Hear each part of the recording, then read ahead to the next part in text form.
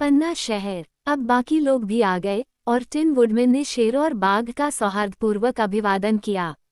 Button bright डर के मारे चिल्लाया जब डोरोथी ने उसका हाथ पकड़ा और उसे बड़े जानवरों की ओर ले गई, लेकिन लड़की ने जोर देकर कहा कि वे दयालु और अच्छे हैं, और इसलिए लड़के ने उनके सिर थपथपाने के लिए पर्याप्त साहस जुटाया।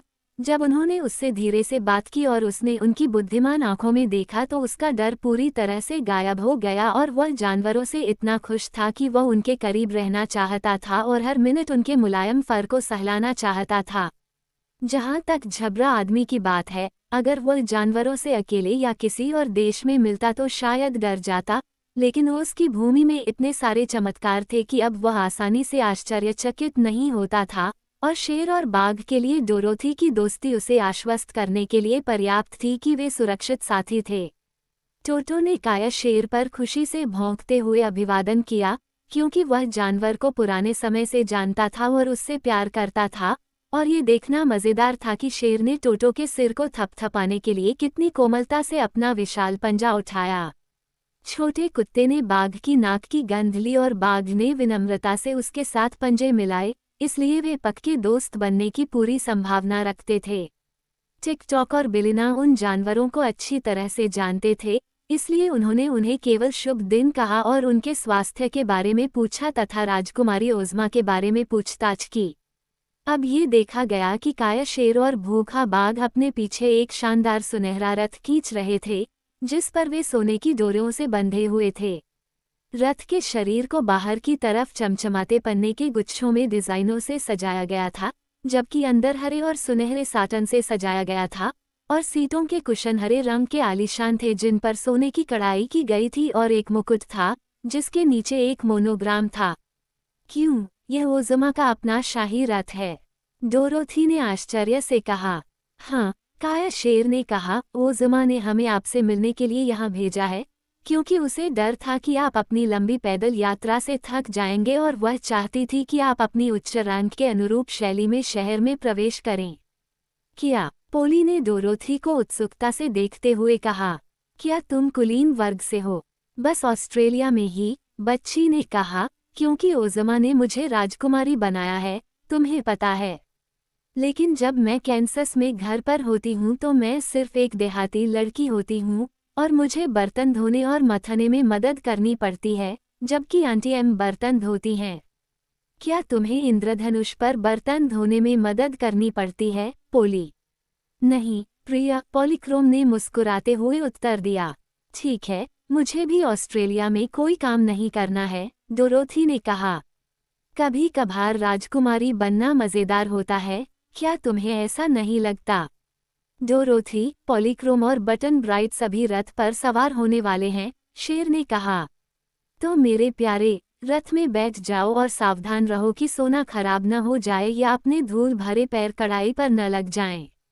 बटन ब्राइट इतनी शानदार टीम के पीछे सवारी करके बहुत खुश था, और उसने डोरोथी से कहा कि यह उसे सर्कस के एक अभिनेता जैसा महसूस कराता है।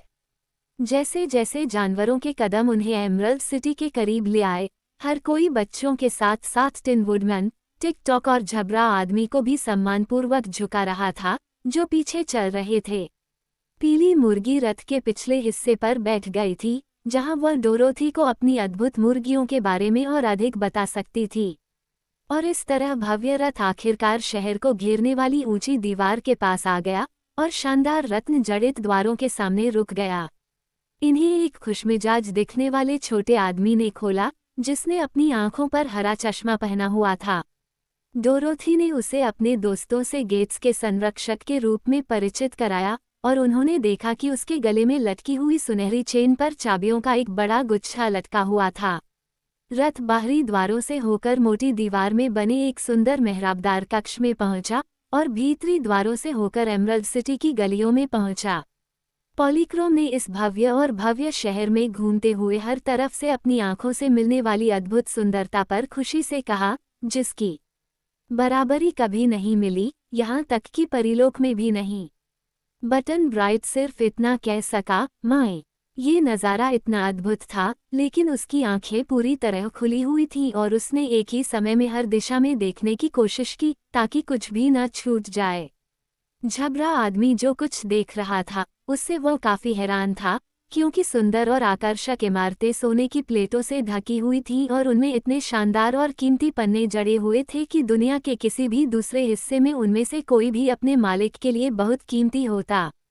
फुटपाथ शानदार संगमरमर के स्लैब थे जो कांच की तरह चिकने पॉलिश किए हुए थे, और चौड़ी सड़क से पैदल चलने वालों को अलग करने वाले कर्ब भी पन्ने के गुच्छों से मोटे तौर पर जड़े हुए थे। इन पैदल चलने वालों में बहुत से लोग थे, पुरुष, महिलाएं और बच्चे। सभी ने रेशम या साटन या मखमल के सुंदर कपड़े पहने हुए थे और उनके पास खूबसूरत गहने थे। इससे भी बेहतर, सभी खुश और संतुष्ट लग रहे थे, क्योंकि उनके चेहरे मुस्कुरा रहे थे और चिंता से मुक्त थे, और हर तरफ संगीत और हंसी सुनाई दे रही थी। क्या वे बिल्कुल भी काम नहीं करते? झबरा आदमी ने पूछा। निश्चित रूप से वे काम करते हैं, टिन वुडमैन ने उत्तर दिया। श्रम के बिना इस सुंदर शहर का निर्माण या देखभाल नहीं की जा सकती थी। नहीं निवासियों को खाने के लिए फल और सब्जियां और अन्य खाद्य पदार्थ उपलब्ध कराए जा सकते थे। लेकिन कोई भी अपने आधे से अधिक समय तक काम नहीं करता है, और उसके लोग अपने श्रम का उतना ही आनंद लेते हैं जितना कि वे अपने खेल का। यह अद्भुत है, झबरा आदमी ने कहा। मुझे उम्मीद है कि ओज़मा मुझे यहाँ रहने देगी। रथ कई आकर्षक सड़कों से होते हुए एक ऐसी इमारत के सामने रुका जो इतनी विशाल, भव्य और सुंदर थी कि बटन ब्राइट ने भी तुरंत अनुमान लगा लिया कि यह शाही महल है। इसके बगीचे और पर्याप्त मैदान एक अलग दीवार से घिरे हुए थे, जो शहर के चारों ओर की दीवार जितनी ऊंची या मोटी नहीं थी, लेकिन हरे संगमरमर से बनी और अधिक सुंदर ढंग से डिजाइन की गई थी। जैसे ही रथ उनके सामने आया, द्वार खुल गए और काया शेर और भूखा बाघ महल के सामने के दरवाजे तक रत्न जड़ित मार्ग से आगे बढ़े और रुक गए। हम यहाँ हैं, डोरोथी ने प्रसन्नतापूर्वक कहा और बटन ब्राइट को रथ से उतरने में मदद की। पॉलीक्रोम उनके पीछे हल्के से बाहर कूद गया और उनका स्वागत भव्य रूप से सजे हुए नौकरों की भीड़ ने किया, जिन्होंने आगंतुकों के रूप में नीचे झुककर अभिवादन किया। संगमरमर की सीढ़ियों पर चढ़े। उनके सिर पर एक सुंदर छोटी नौकरानी थी, जिसके बाल और आंखें काली थीं। वो हरे रंग के कपड़े पहने हुए थी, जिस पर चांदी की कढ़ाई थी। डोरोथी स्पष्ट प्रसन्नता के साथ उसके पास दौड़ी और बोली, ओ जेलिया जाम, मैं तुम्हें फिर से देखकर बहुत खुश हूँ। ओज़मा कहाँ है? उसके कमरे में, महाराज, छोटी नौकरानी ने विनम्रता से उत्तर दिया, क्योंकि यह ओज़मा की पसंदीदा सेविका थी। वह चाहती है कि आप आराम करने और अपनी पोशाक बदलने के तुरंत बाद उसके पास आएं, राजकुमारी डोरोथी। और आपको और आपकी सहेलियों को आज शाम उसके साथ भोजन करना है। उसका जन्मदिन कब है, जेलिया? लड़की ने पूछा। परसों, महाराज। और बेजुका कहाँ है? वह ओज़मा के उत्सव के सम्मान में अपने लिए कुछ ताज़ा भूसा लाने के लिए मंचकिन देश गया है, नौकरानी ने उत्तर दिया। वो कल एमरल्ड सिटी लौटेगा, उसने कहा। इस समय तक टिकटॉक, टिन वुडमैन और झबरा आदमी आ चुके थे और रथ महल के पीछे की ओर चला गया था। बिलिना शेर और बाघ के साथ अपनी मुर्गियों को देखने के लिए चली गई थी, लेकिन टोटो डोरोथी के पास ही रहा। कृपया अंदर आइए, जेलिया जाम ने कहा। आप सभी को आपके उपयोग के लिए तैयार किए गए कमरों तक पहुंचाना हमारा सुखद कर्तव्य होगा। झबरा आदमी हिचकिचाया। डोरोथी ने पहले कभी उसे अपने झबरा रूप पर शर्मिंदा होते नहीं देखा था, लेकिन अब जब वो इतनी भव्यता और वैभव से घिरा हुआ था तो झबरा आदमी दुखी होकर असहज महसूस कर रहा था। डोरोथी ने उसे आश्वस्त किया कि ओज़मा के महल में उसके सभी दोस्तों का स्वागत है, इसलिए उसने अपने झबरा रुमाल से अपने झबरा जूतों को सावधानीपूर्वक साफ किया और दूसरों के बाद भव्य हॉल में प्रवेश किया।